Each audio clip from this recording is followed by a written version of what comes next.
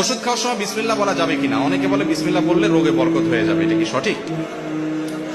ভাই, ওষুধ খাওয়ার সময় বিসমিল্লাহ বলবেন কিনা? প্রত্যেকটা গুরুত্বপূর্ণ কাজে শুরুতে বিসমিল্লাহ বলবেন। কুল্লু আমরিন যী বালিন লাম ইউবদা বিবিসমিল্লাহি ফাহুয়া আবতার আও আকতা। যে কোনো গুরুত্বপূর্ণ কাজ আল্লাহর নাম নিয়ে শুরু না করলে ওটা অপূর্ণাঙ্গ থাকবে। এই জন্য ওষুধ পান করা, ওষুধ সেবন করার সময় কি করবেন? বিসমিল্লাহ বলেই সেবন করবেন। বিসমিল্লাহ পড়লে রোগে বরকত হবে কেন? ওষুধে না বরকত হবে? আপনার নজর ওদিকে গেছে কেন?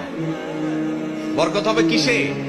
ঔষধে। ঔষধে বরকত হওয়া মানে ওষুধে কল্যাণ হওয়া, ওষুধে কল্যাণ হওয়া মানে রোগ ভালো হওয়া, ওটা আরো ভালো হবে। তো এই যে বিসমিল্লাহ বলা ঠিক না ওষুধ খাওয়ার সময়, এগুলো মুরব্বীরা একসময় বলতো, এগুলোর কোনো ভিত্তি নাই। অনেকে আবার ওষুধ খাওয়ার একটা দোয়া বলে, আল্লাহ শাফি, আল্লাহ কাফি, আল্লাহ মাফি, শুনছেননি? এটাও বানায় নিছে কেউ। এগুলোর কোনো ভিত্তি নাই ভাই। আল্লাহ শাফি, আল্লাহ শেফা দানকারী, আল্লাহ কাফি, আল্লাহ যথেষ্ট, আল্লাহ মাফি। মাফি মানে বাংলা মাফি আল্লাহ নাই, নাউজুবিল্লাহ, ওই অর্থ না।